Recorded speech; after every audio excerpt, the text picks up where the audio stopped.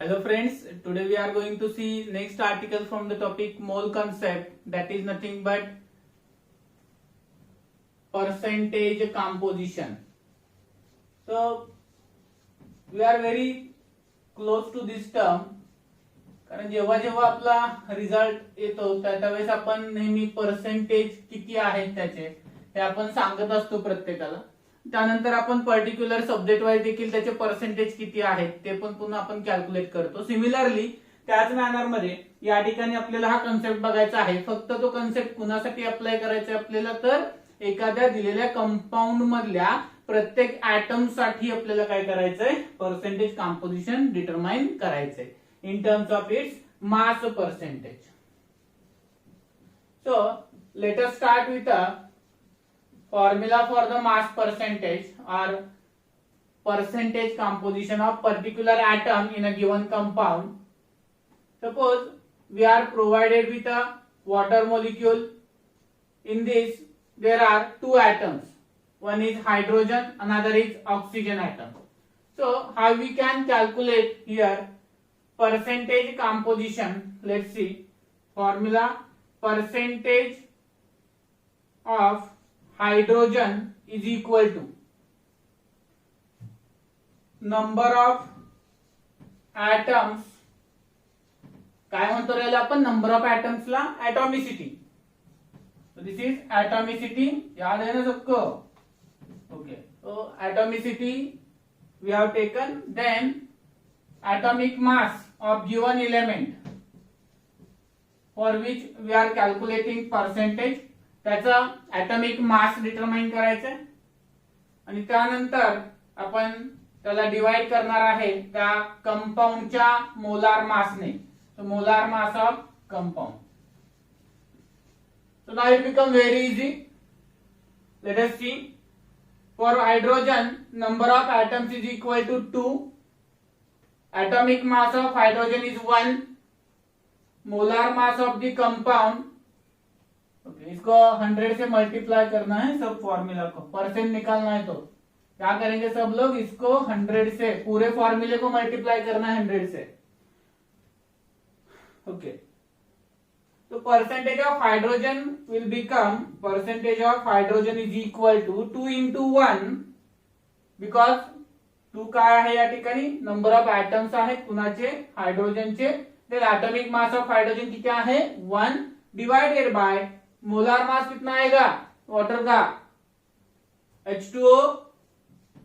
Hydrogen contribute 2, oxygen contribute 16. So 2 plus 16 how much, 18. So it will become 18 into 100. So this become 1 by 9 or 100 by 9. Okay, this is 2 9s are 18. So 100 by 9 is equal to 11.11%. त्याला answer त्याचा 11.11%. Then percent of oxygen is equal to the number of atoms of oxygen. How many atoms of oxygen are there? Yes, 1 into atomic mass of oxygen is 16 divided by 18 into 100. So now this become 8 by 9 into 100. So this become 100 by 9 आपण solve केलेला आहे वरती, ते किती आलं 11.11. So this become 88.88%. So in this way we can determine the mass percentage of a particular element in a given compound. एखाद्या element मध्ये एखाद्या कंपाऊंड मध्ये कितीही एलिमेंट दिलेले असले तरी देखील आपण त्याचा काय कॅल्क्युलेट करू शकतो, पर्सेंटेज डिटरमाइन करू शकतो. आता मला सांगा हे तसंच आहे की नाही, जसं आपण आपला रिझल्ट जो आहे तो अनालाइज करतो. फॉर एक्झाम्पल आपल्याकडे 5 सब्जेक्ट किंवा 6 सब्जेक्ट आहेत.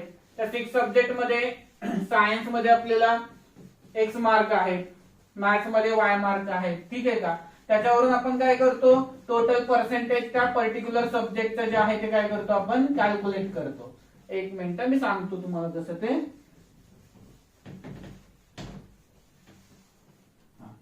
बघा, सपोज कोणी X नावाचा विद्यार्थी आहे, त्याला मॅथ्स मध्ये किती मार्क्स मिळालेले आहेत? 90 मार्क्स मिळालेत आउट ऑफ 100. ओके, तर त्याचे पर्सेंटेज किती झाले रे मॅथमॅटिक्स मध्ये? Yes, very easy. आपण काय करतो, त्याला इंटू 100 ने मल्टिप्लाय करतो. 90% आलं. एखाद्या विद्यार्थ्याला सायन्स मध्ये 87 मार्क आहेत. Okay, out of 100. तर त्याचे पर्सेंटेज किती आले या ठिकाणी? 87% इन दॅट पर्टिक्युलर सब्जेक्ट आले त्याचे.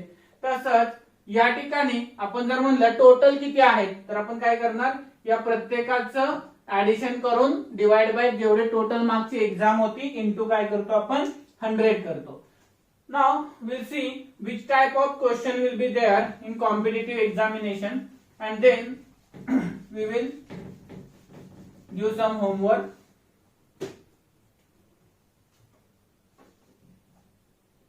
The protein molecule containing sulfur in its formula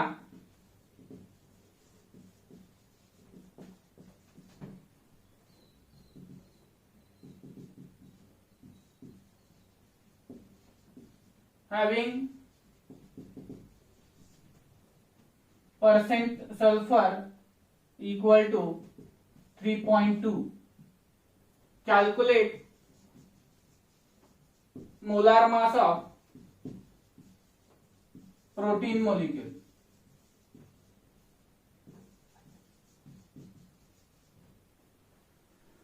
आता त्या प्रोटीन मॉलिक्युलचं मोलार मास आपल्याला कॅल्क्युलेट करायचं आहे. काय करणार बघा बाळांनो, या ठिकाणी आपल्याकडे फॉर्म्युला आहे percent sulphur is equal to atomic mass of sulfur into number of atoms of sulfur divided by molar mass of sulfur into 100. In this way, percent sulfur will be equal to the percent sulfur, actually they provided how much, 3.2%, is equal to the atomic mass of sulfur is 32. Number of atoms of sulfur काय म्हणले, containing sulfur एकच आहे असं म्हणलेलं आहे, into 1 divided by molar mass आपल्याला calculate करायला सांगितलेलं आहे, into काय आलं फॉर्म्युला 100. तो किती येणार याचं मोलार मास बघा, m equal to 32 upon 3.2 into 100. So this become 10 into 100. This become 1000. So m काय आला त्याच्यासाठीचा 1000 आलेला आहे. आता याच्यावरून आपल्या काय लक्षात आलं बघा बाळांनो, की जे पर्सेंटेज कॉम्पोजिशन आहे त्याच्यामध्ये कुठल्या प्रकारचा क्वेश्चन विचारला जाईल, आयदर पर्सेंटेज कॅल्क्युलेट करायला सांगितलं जाईल किंवा आपल्याला काय सांगितलं जाईल, मोलार मास ऑफ सल्फर किंवा molar mass of particular compound आपल्याला डिटरमाइन करायला सांगितलं जाईल. असंच एखादा फॉर्म्युला दिला जाईल ज्याच्यामध्ये असं म्हटलं जाईल आपल्याला की आयर्न आहे, ते प्रोटीन आहे ना, त्याच्याऐवजी आपण असं म्हणलं की हिमोग्लोबिन आहे. हा क्वेश्चन समजलाय का बघा सगळ्यांनी एकदा.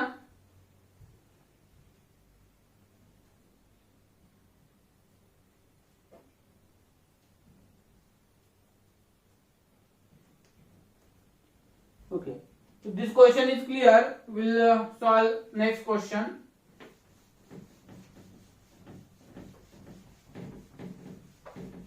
जसं हिमोग्लोबिन आहे बघा, हिमोग्लोबिन मध्ये काय प्रेझेंट असतो रे, आयर्न प्रेझेंट असतो, सगळ्यांना माहित आहे.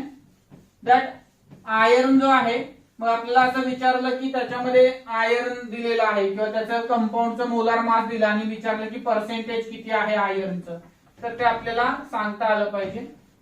आता या ठिकाणी जसा आपण क्वेश्चन हा बघितला प्रोटीनचा, त्याच पद्धतीने आपण हिमोग्लोबिन ओरिएंटेड एक क्वेश्चन बघूयात आणि देन बाकी मग नॉर्मली क्वेश्चन येतो तो एकदम सोपा असतो, जो मी तुम्हाला होमवर्कला देतो. हिमोग्लोबिन कंटेन्स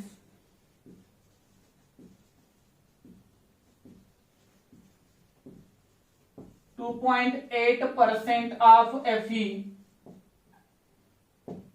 हिमोग्लोबिन मध्ये 2.8% काय दिलेला आहे, Fe दिलेला आहे. Find molecular mass of, find molecular mass of hemoglobin. आता या ठिकाणी देखील आपल्याला आयर्न जो आहे तो काय दिलेला आहे, एकच दिलेला आहे. आता इथे जर असं म्हणलेलं असतं की इट कंटेन 4 आयर्न ॲटम्स, तर आपल्याला काय करावं लागलं असतं, ॲटॉमिसिटी जी आहे ते आयर्नची किती आहे 4. एक इलुस्ट्रेशन म्हणून सांगतो बघा, इथे असं म्हणलं असेल तुम्हाला की it contains 2.8% of iron, hemoglobin contains 4 iron atoms in its formula. Calculate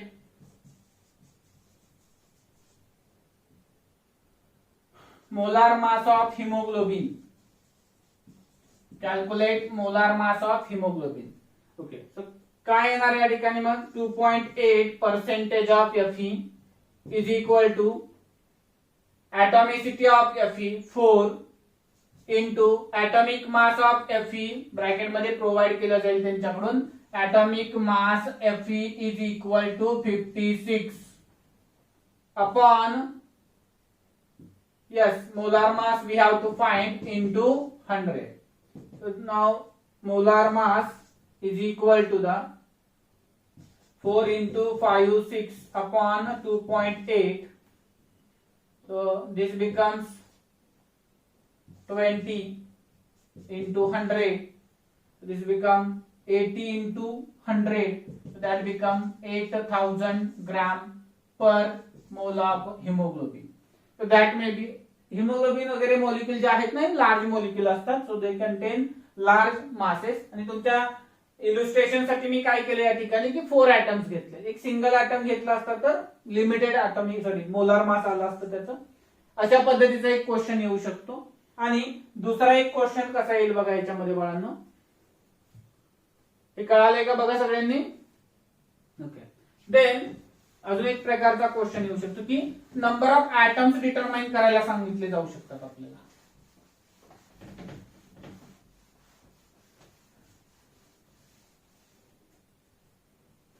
आता असं म्हणलं आपल्याला की प्रोटीन मॉलिक्यूल आहे,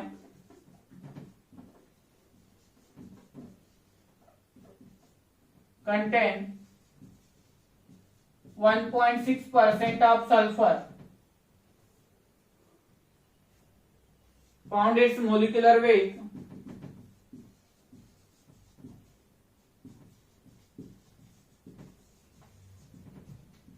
960 gram.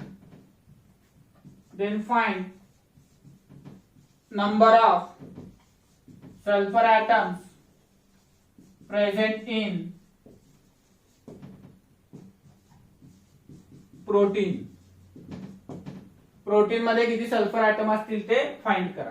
आता मला सांगा सगळ्यांनी, या ठिकाणी जर आपण बघितला तर पर्सेंट सल्फर फॉर्म्युला काय, percent sulphur is equal to the atomicity of sulphur that we have to find here, atomicity of sulphur, then into काय विचारले आपले, काय असणार formula, atomic mass of sulphur, atomic mass of sulphur. What is atomic mass of sulfur? 32. Then molar mass of compound. Molar mass of compound, that is protein. Okay. Now what will be the answer? Atomicity we have to determine. What is percent sulfur? 1.6. Atomicity of sulfur x मानूयात into atomic mass of sulfur 32. This become 960. This become 1/30. Okay. तो या ठिकाणी x equal to 1.6 into 30 ते आलं बघा 4.48 atoms of sulfur. So this type of question they may ask in an exam. So we have to be careful while solving the question. तर या ठिकाणी आपण जे नंबर्स घेतलेले आहेत ते 1.6 हे आपण स्वतःच्या मनाने घेतले, पर्टिक्युलर कुठल्याही आपण कंपाऊंडचा स्टडी करून घेत नाहीये, कारण त्या ठिकाणी जे हे बायोमॉलिक्युल्स आहेत त्यांचे ॲटॉमिक मासेस किंवा मॉलिक्युलर मासेस जे आहेत हे प्रत्येकाचे खूप लार्ज असतात. तो या ठिकाणी आपल्याला एकच आर्टिकल आहे, परंतु क्वेश्चन मात्र 3 डिफरंट अँगलने विचारले जातील. कधी पर्सेंट विचारलं जाईल, कधी त्याचं मोलार मास विचारलं जाईल, कधी त्याच्यातले ॲटम्स विचारले जातील. तर अशा पद्धतीने या आर्टिकलवर क्वेश्चन विचारले जाऊ शकतात. चलो होमवर्क टाइम आहे, काही क्वेश्चन होमवर्कला देतो. आणि एक काम करा, व्हॉट्सअप वरती थोडं प्रत्येकाला इंडिव्हिज्युअली पाठवायला बहुतेक काहीतरी असं भीती वाटत असावी, तर तुम्ही काय करा, युट्यूबलाच कमेंट तिथे द्या, तुमच्या जे काही आन्सर्स येतात ना ते युट्यूबलाच तुम्ही कमेंट द्या. नंतर मी काय करतो की जर तिथे काही चुका असतील तर तुम्हाला त्याचा मी रिप्लाय देतो. Okay.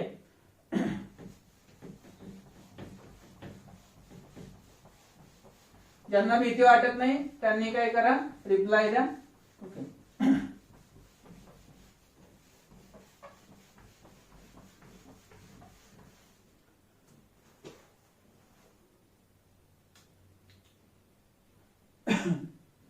Find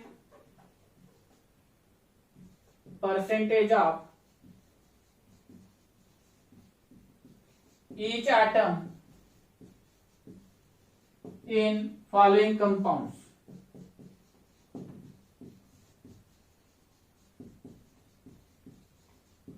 Question 1, HNO3.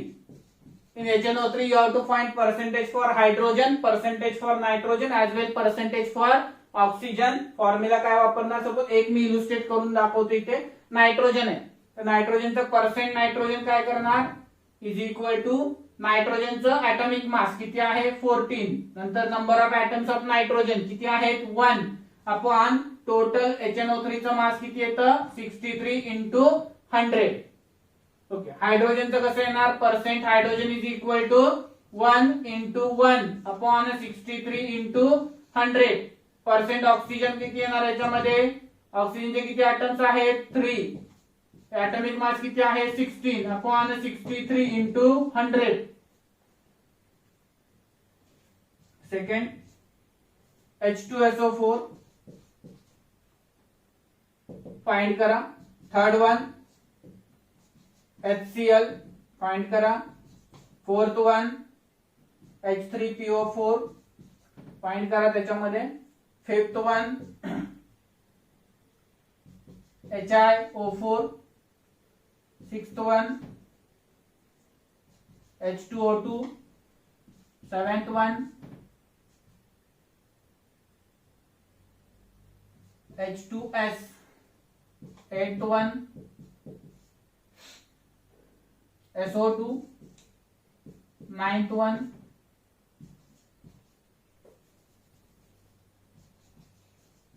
AgCl. 10th one BaSO4. Simplicity कडून क्रिटिकल कडे नेलेलं आहे. होपफुली सगळ्यांना येईल. अवघड आहे का काय, नहीं है ना. ओके चलो सब लोग सॉल्व करेंगे फिर. रिप्लाई करना है, भूलना मत. देखते हैं कौन जल्दी रिप्लाई करता है. ट्राई तो करेंगे यार, जल्दी करने का. कल तक भेज देंगे तब भी चलेगा, बट जिनको हो सकता है जल्दी ट्राई करके सॉल्व करके हमको भेज दे. Thank you.